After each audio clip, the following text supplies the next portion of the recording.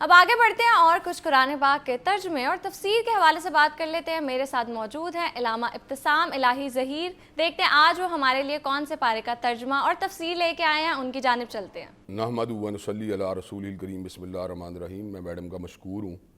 کہ آج انہوں نے ایک مرتبہ پھر مجھے کلام اللہ کے حوالے سے اپنی چند گزارشات کو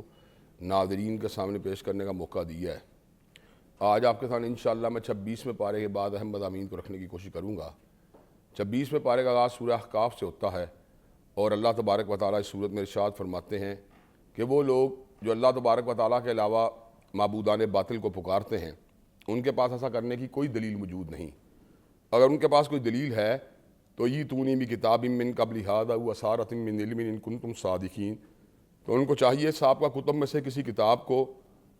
یا علم کے کسی ٹکڑے کو بطور دلیل پیش کریں۔ قل ہاتوا برہانکم ان کنتم صادقین، ایک اور مقام پر ارشاد ہوا اگر تم سچے ہو تو اپنی دلیل کو پیش کرو۔ لیکن حقیقت بات یہ ہے کہ یہ بات بلا دلیل ہے، اور دنیا کے اندر کوئی بھی غیر اللہ کی پوجا کرنے والا بطور دلیل کسی بات کو سابقہ صحیفوں میں سے پیش کرنے سے قاصر ہے۔ اللہ تبارک و تعالیٰ صورت میں اس بات کا بھی اعلان فرماتے ہیں قل ما کنت بدعا من الرسل، کہ آپ اس بات کا اعلان فرما دیجئے کہ میری دعوت باقی رسولوں سے جدا دعوت نہیں، بلکہ وہی دعوت ہے جو مجھ سے پہلے رسول اللہ دیتے رہے۔ وما ارسلنا من قبلک من رسول الا نوحی الیہ انہ لا الہ الا انا فاعبدون، جتنے بھی انبیاء اسی دعوت کو لے کر آئے کہ اللہ تبارک و تعالیٰ ہی معبود برحق ہیں اور اس ہی کی پوجا ہونی چاہیے۔ اس صورت میں اللہ نے اس بات کا بھی ذکر فرمایا کہ وہ لوگ جو ایمان کے اوپر استقامت کو اختیار کرتے ہیں، اللہ تبارک و تعالیٰ ان کے خوف اور غم کو دور فرما دیں گے۔ ارشاد ہوا ان الذین قالوا ربنا اللہ ثم استقاموا تتنزل علیہم ارشاد ہوا ان الذین قالوا ربنا اللہ ثم استقاموا فلا خوف علیہم ولا هم یحزنون، وہ لوگ جو یہ بات کہتے ہیں ہمارا رب اللہ ہے اور پھر اس بات کے اوپر استقامت کا مظاہرہ کرتے ہیں، اللہ تبارک و تعالیٰ ان کے خوف بھی دور فرما دے گا اور ان کے غم بھی دور فرما دے گا۔ استقامت کا نتیجہ یہ ہوتا ہے سورہ حامیم سجدہ کے مطابق کہ اللہ تبارک و تعالیٰ وقت رخصت جو ہے فرشتوں کا نزول فرماتے ہیں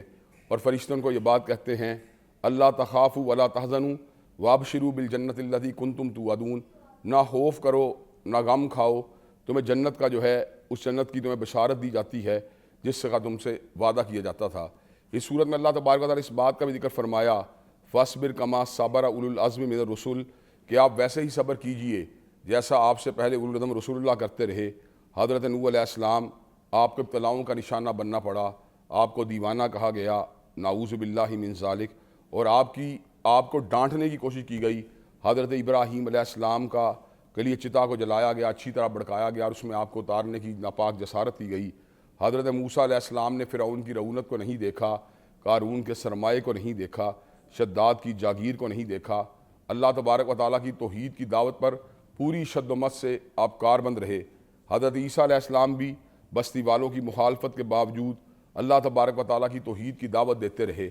نبی مہرباں حضرت محمد کریم صلی اللہ علیہ وسلم نے اپنے عمل کے ذریعے اس بات کو ثابت کر دیا کہ آپ تمام انبیاء علیہم السلام میں سے ایک جداگانہ حیثیت کے حامل ہیں۔ آپ نے طائف کی وادی میں جب آپ کے راستے کے اندر جو ہے مختلف طرح کی ابتلاؤں کو جو ہے وہ تیار کیا جا رہا تھا، آپ کے اوپر جو تھی سنگ باری نعوذ باللہ من ذالک کی جا رہی تھی، آپ کو لہو رنگ بنایا جا رہا تھا، اور ایسے عالم میں پہاڑوں کا فرشتہ جبریل امین کے ساتھ آیا اور آپ کی خدمت میں اس بات کو عرض کیا گیا کہ اگر آپ حکم کریں تو طائف کی اس وادی کو دو پہاڑوں کے درمیان پیس کے رکھ دیا جائے۔ تو آقا نے کہا تھا اللہم اہد قومی فانہم لا یعلمون، اے میرے پروردگار میری قوم کے لوگوں کو ہدایت دے دے جو مجھ کو پہچانتے ہی نہیں ہیں۔ اس کے بعد سورہ محمد ہے، اور سورہ محمد کے اندر اللہ تبارک و تعالیٰ نے اس بات کا ذکر کیا والذین آمنوا وعملوا الصالحات وآمنوا بما نزل علی محمد وہو الحق من ربہم کفر عنہم سیئاتہم واصلح بالہم، کہ وہ لوگ جو ایمان اور عمل صالح کے بعد نبی مہرباں حضرت محمد کریم صلی اللہ علیہ وسلم کے اوپر ایمان لے کے آتے ہیں، اللہ تبارک و تعالیٰ ان کے گناہوں کو معاف کر دے گا اور ان کے معاملات کو سنوار دے گا۔ اللہ تبارک و تعالیٰ صورت میں اس بات کا بھی ذکر فرماتے ہیں والذین کفروا یتمتعون ویاکلون کما تاکل الانعام والنار مثوی لہم، وہ لوگ جو کافر ہیں ان کا کھانا پینا اور رہن سہن جانوروں کی مانند ہے، اور اللہ تبارک و تعالیٰ نے ان کے لیے جہنم کے دہکتے ہوئے انگاروں کو تیار کر دیا ہے۔ اس صورت میں اس بات کا بھی اعلان ہوا افلا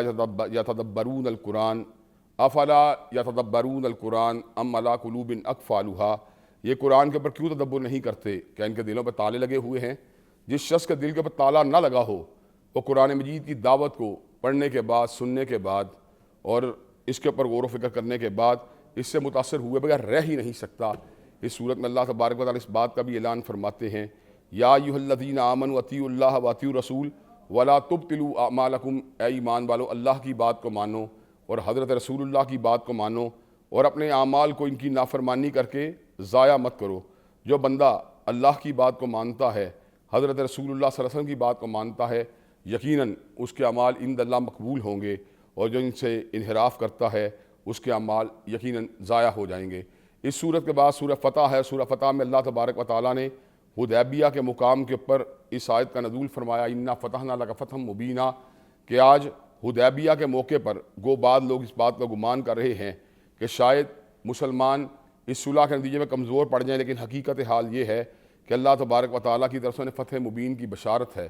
اور ابھی 2 برس نہیں گزرے تھے، مکمل نہیں ہوئے تھے کہ اللہ تبارک و تعالیٰ نے فتح مکہ جیسی عظیم جو تھی کامیابی سے مسلمانوں کو نواز دیا۔ اس صورت میں اللہ تبارک و تعالیٰ نے اس بات کا بھی ذکر فرمایا کہ وہ لوگ جنہوں نے نبی مہرباں حضرت محمد کریم صلی اللہ علیہ وسلم کے دست مبارک کے اوپر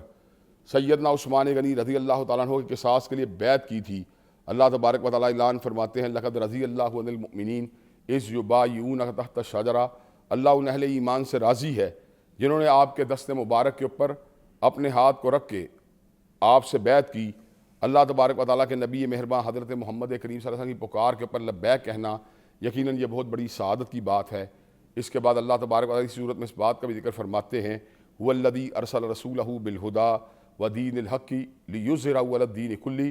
کہ اللہ تبارک و تعالیٰ نے اپنے نبی مہرباں کو بھیجا، حق کے ساتھ بھیجا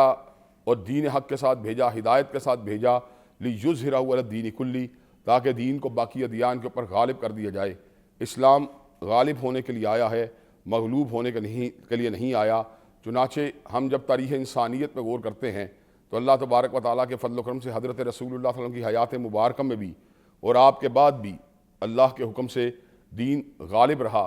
دین والے دنیا میں ہمیشہ دوسروں پہ غالب رہے، لیکن جب ہم نے بے عملی کی زندگی کو اختیار کر لیا، جب ہم نے قرآن کی دعوت سے انحراف کیا، تو وہی ہوا جس کا ذکر حضرت اقبال نے کیا تھا، وہ زمانے میں معزز تھے مسلمان ہو کر اور تم خار ہوئے تارک قرآن ہو کر۔ اب بھی اگر ہم اپنا غلبہ چاہتے ہیں، بلندی چاہتے ہیں، تو اس کا ایک ہی راستہ ہے، ہم کتاب و سنت سے تمسک کو اختیار کر لیں۔ اس کے بعد سورہ الحجرات ہے، اور اس میں اللہ تبارک و تعالیٰ نے بہت ہی قیمتی نصیحتیں جو ہیں وہ ارشاد فرمائی ہیں۔ پہلی بات یہ ہے، یا ایھا الذین آمنوا لا تقدموا بین یدی اللہ ورسولہ، کہ اہل ایمان کو اللہ اور اس کے رسول سے آگے بڑھنے کی کوشش نہیں کرنی چاہیے۔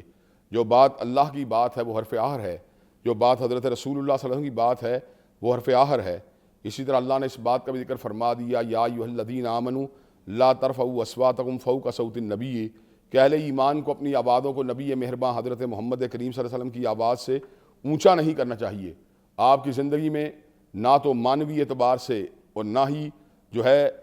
ایک ظاہری اعتبار سے اپنی آوازوں کو بلند کرنے کی اجازت تھی۔ اسی طرح آپ کے دنیا سے تشریف لے جانے کے بعد اب آپ کی کسی بھی بات کے مقابلے میں ہمیں اپنی بات کو فوقیت دینے کی کسی قسم کی ہمارے لیے اس بات کی گنجائش موجود نہیں ہے۔ اس صورت میں اللہ تبارک و تعالیٰ نے اس بات کا بھی ذکر فرما دیا کہ جب مومنوں کی 2 جماعتیں آپس میں لڑ پڑے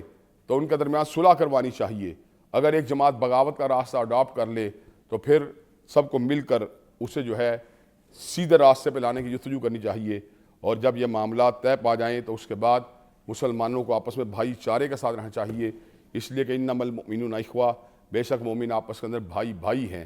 اللہ تبارک و تعالیٰ نے ایمان کی بنیاد پر اہل ایمان کو ایک بھائی چارے کی لڑی میں پرویا ہوا ہے، اور اس لڑی کو دنیا کے اندر کوئی بھی نہیں کاٹ سکتا۔ اور اس اخوت کی کیفیت کو بڑے خوبصورت انداز میں شاعر نے کچھ یوں بیان کیا، اخوت اس کو کہتے ہیں جو بھے کانٹا جو کابل میں، تو ہندوستان کا ہر پیر و جواں بے تاب ہو جائے۔ اخوت ایک ایسی چیز کا نام ہے جو انسان میں اپنے بھائی کے لیے ایک درد کی کیفیت اور ایک احساس کی کیفیت پیدا کرتی ہے، اور حدیث پاک سے بات معلوم ہوتی ہے مسلمان جسد واحد کی مانند ہیں۔ جب جسم کے کسی ایک حصے کو تکلیف پہنچتی ہے تو پورا جسم جو ہے اس تکلیف کو اپنے اندر محسوس کرتا ہے۔ اس کے بعد سورہ کاف ہے، اور سورہ کاف میں اللہ تبارک و تعالیٰ نے اس بات کا ذکر فرمایا، نحن اقرب الیہ من حبل الورید، کہ اللہ تبارک و تعالیٰ مسلمانوں کی اور انسانوں کی شاہرگ حیات سے بھی ان کے زیادہ قریب ہیں۔ بعض مفسرین نے گو اس آیت کا ترجمہ فرشتوں کی ساتھ ہونے سے کیا ہے، لیکن حقیقی بات یہ ہے اللہ اپنے تصرف کے اعتبار سے، اپنی قدرت کاملہ کے اعتبار سے اور اپنے نظام کو چلانے کے اعتبار سے، اپنی مشیت کے اعتبار سے اور اپنے علم کے اعتبار سے یقیناً انسانوں کی شارگ حیات سے بھی زیادہ قریب ہیں۔ اس صورت میں اللہ تبارک و تعالیٰ نے اس بات کا بھی ذکر کیا کہ اس شخص کو جس میں جو ہے اللہ تبارک و تعالیٰ کا ایک ڈر یا آخرت کا ایک ڈر موجود ہے، اس کو قرآن مجید کا ڈرانا چاہیے۔ اور اللہ تبارک و تعالیٰ اس میں جنت اور جہنم دونوں کی کیفیت کا ذکر کرتے ہیں کہ جنت اہل تقویٰ کے لیے ہے، جبکہ جہنم جس میں اب اس میں مجرموں کو ڈال دیا جائے گا تو اس وقت یہی بات کہے گی حل من مزید، کہ میرے اندر مزید کو ڈالا جائے۔ تو ایسے عالم میں ایک حدیث پاک کے مطابق اللہ اپنی پنڈلی مبارک کو جب اسے قریب کریں گے تو اس موقع میں یہ کہے گی قط قط، بس بس، اب مجھے کسی مزید چیز کی ضرورت نہیں ہے۔ اس صورت میں اللہ اس بات کا بھی ذکر فرماتے ہیں کہ اللہ نے 6 دن میں زمین و آسمان کو بنا دیا، کہکشاؤں کو بنا دیا، سورج چاند کو بنا دیا، ستاروں کو بنا دیا، فصل گل و لالہ کو بنا دیا، سمندروں کو رواں فرما دیا، دریاؤں کو بنا دیا، پہاڑوں کو لگا دیا، وما مسنا من لغوب، اور اللہ تبارک و تعالیٰ کو تھکاوٹ کا احساس تک بھی نہیں ہوا۔ اتنی طاقتور ذات ہے مالک کائنات کی، نہ اس کو موت آتی ہے، نہ اس کو نیند، نہ اونگ، نہ تھکاوٹ۔ چنانچہ ہمیں ہر حالت کے اندر اسی طاقتور بادشاہ کے سامنے جھکتے ہی جانا چاہیے، جھکتے ہی جانا چاہیے، اور اپنے معاملات کے حل کے لیے اسی کے سامنے اپنے سر کو جھکانا چاہیے۔ اس کے بعد سورہ زاریات ہے، اور سورہ زاریات میں اللہ تبارک و تعالیٰ اس حقیقت کو بیان فرماتے ہیں وفی السماء رزقکم وما توعدون، کہ مسلمان اور انسان ان دونوں کا رزق اللہ کے ذمے ہے، اور یہ رزق کا فیصلہ آسمانوں کے اوپر ہوتا ہے۔ کئی مرتبہ انسان یہ سوچتا ہے شاید اپنی ہوشیاری کے ساتھ،